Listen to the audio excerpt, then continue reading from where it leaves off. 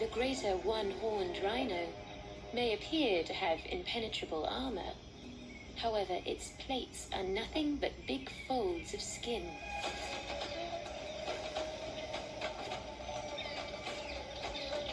And it's the folds the flies love best. For these cracks are the sweatiest parts of the rhino's body, full of bacteria and dead skin cells.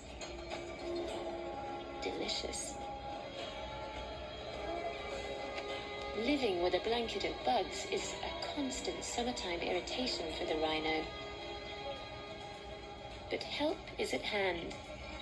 Mynah birds love to forage on creepy crawlies. Even the baby rhino becomes a walking dinner table. Despite the irritation of insects, for the mynah bird, they provide a veritable feast.